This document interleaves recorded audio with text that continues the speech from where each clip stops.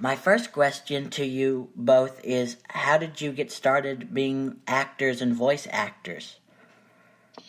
Okay, well, as actors, I mean, the first acting I did, I was made the narrator in the school Christmas play when I was in first grade, when I was 6 years old. And then I was in drama club in junior high school and high school. But I didn't start acting professionally until I met Ellen in Europe doing a European tour of a Broadway show. At that point, I was playing guitar and banjo in the pit orchestra, and I got a job as a member of the cast. That's how I started in acting. Now, how I started in voice acting was, Ellen and I both were DJs at an NPR station in Indiana associated with Indiana University called WFIU. And we started doing commercials for them. And then when we moved out to Seattle, I got a voice demo and got an agent and started auditioning. So John actually answered the question for me because I was. So, my degrees are in music, as are John's. I went to New England Conservatory in Boston to study opera. And then when John and I married, we did the gig at WFIU in Bloomington. But I got into acting because after I got my master's degree from New England Conservatory, I moved to New York, and I realized that while I was a very good singer, I wasn't a very good actor. So I got myself into acting classes and started studying acting. And a very important thing for a voice actor to do is to know how to act. Yeah. Because you rely on your voice most of the time. You rely on more of your voice than movement, for a voice actor. You only rely on your voice. That's really all you have.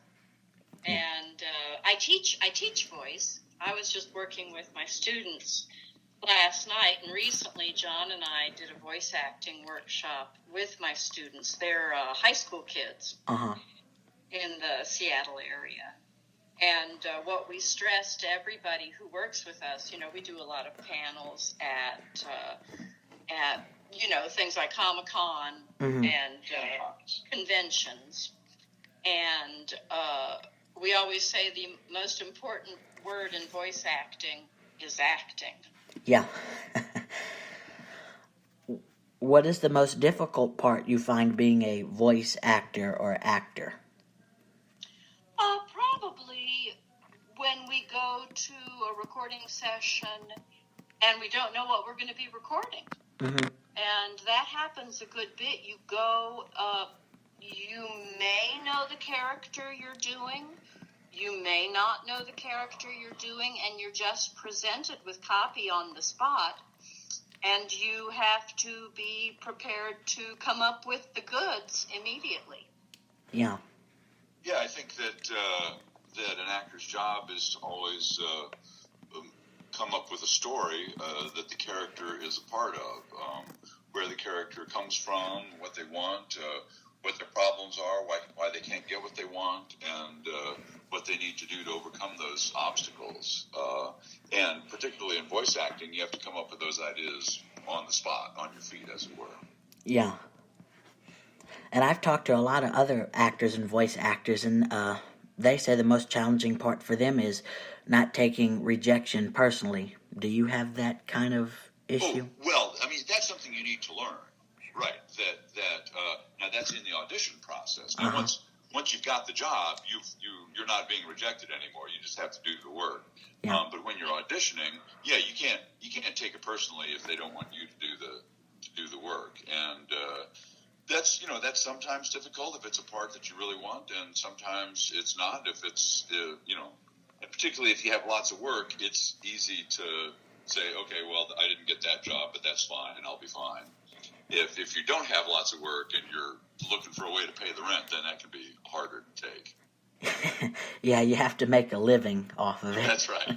That's right. Both of you have done iconic voices in the video game industry. Both of you are recognized for many voices you've done. GLaDOS and the Sniper and many voices. And how did you get cast for those? Obviously, that's what Valve Studios. How did you get into the Valve Studios? Were you called in by them, or? Well, so how it works is, voice actors who work in the industry have agents. Uh-huh. And the people who want to hire voice actors go to those agents, and they deliver those agents auditions. Mm-hmm. And back when I first started working for Valve, that was when first you could start doing your auditions on your computer. In the earlier days, back when I was working for people like Sierra Online and Humongous and those folks, I would actually go down to a recording studio to audition. Mm-hmm. So it made it a lot more convenient when you could just do it on your computer and email your audition into your agent. But that's how any actor gets any job, is by auditioning. Ellen, do you have any? So, John's right about that. We, for all the Valve roles, we auditioned. The first role that I did for Valve was the administrator in Team Fortress 2. I didn't think it was the Overwatch. Oh, of course it was Overwatch. It was Overwatch in Half-Life 2. And I wasn't even sure what I had gotten. But I followed directions. And then I, got more auditions. And when I got the audition for GLaDOS, they sent me a sound file, mm-hmm. or they sent everybody a sound file, everybody who got to do the audition. And the sound file was a computer-generated voice. Mm-hmm. And they asked for the audition to sound as close to this computer-generated voice as you possibly can. So I guess I'm the one who came the closest. And you got the job. Yeah. Do you both have any upcoming projects, as in film or voice acting roles? Any upcoming project you can share? Yes, actually we both do. I'm not sure I can talk about what's upcoming for me. Yeah. Because it's not been released yet, and I had to sign a non-disclosure agreement. Yeah. But I don't know if John can talk about what he's been working on. Yeah, of course. I mean, both of us have a game coming out hopefully soon called The Church in the Darkness, uh-huh. where we play a couple of cult leaders, and it's the player's job to rescue their nephew from the cult. But I was just out at Valve last week and just today doing more pledge lines for Dota 2, and I will be involved in the international this summer for them, and then we're going down to Peru for a fan con called Ragnarok Peru in Lima, Peru, in the first week in April. Mm-hmm. And then we're going to con in Corpus Christi at the end of June, and we may be going back to Sweden in July, but we haven't heard yet, so that's still up in the air. Yeah. So y'all do a lot of conventions, like Comic-Cons and... Yeah, we go all over the world to do those, yeah. Yeah. Could you do some of the voices you do? Sure. This is Storm Spirit from Dota 2. I want only blue tangos in my dressing room. And this is Pudge wants fresh meat. Yeah. And of course the Sniper, keep your head down, mate. Dad, I'm not a crazy gunman, Dad. I'm an assassin. What a difference being one is a job and the other's mental sickness. And here, I'll hand it over to Ellen. Okay. Telling you and giving you good advice aren't mutually exclusive. The rocket really is the way to go. We're a lot alike, you and I. You tested me. I tested you. You killed me. Oh, wait a minute. I guess I haven't killed you yet. Well, who'd have thought? Victory! The administrator always makes me cough. Right. Too many cigarettes. Administrator smokes too much. Yeah. Do you mostly do voiceovers, or have y'all done television and film roles as well? I voiced the artificial intelligence for Gypsy Danger in Guillermo del Toro's Pacific Rim. Uh-huh. So, again, a voiceover job.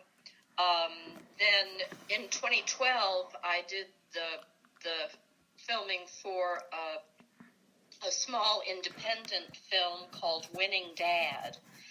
And it was about a family and, mother, father, 2 grown children, and sort of how my gay adult son, how his love life was going. Uh-huh. And I was trying to help him with his love life.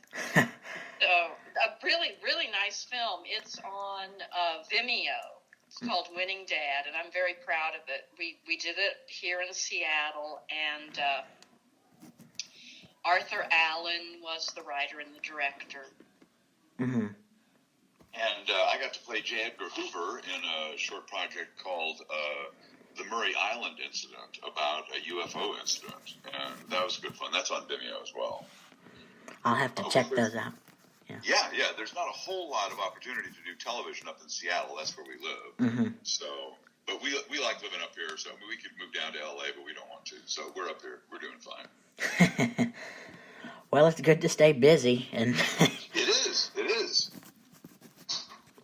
And of course, up in Seattle, there's a lot of professional theater. I just got back from Arizona.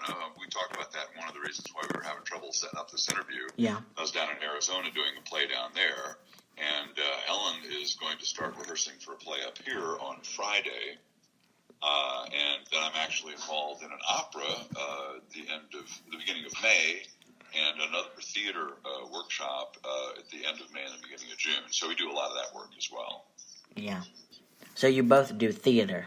Y'all have... That's right. That there's a lot of professional theater in Seattle. Besides a voice actor, you're also an author. Is that right? You wrote a couple of books. I published one book called Dancing with Eternity, mm-hmm. and did one Forward First Forward Magazine's Forward First Award for Best Debut Fiction. Mm-hmm. And you can still get that at your local bookstore or on Amazon. It's gotten a lot of great reader feedback. Yeah, Dancing with Eternity. And John and I released the audiobook. Mm-hmm. Mm-hmm. And John and I do all the characters.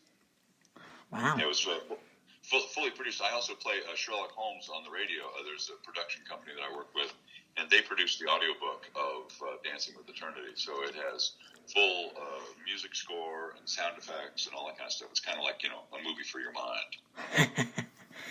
Yeah, audiobooks are very interesting, because you kind of get a picture in your head, what you're...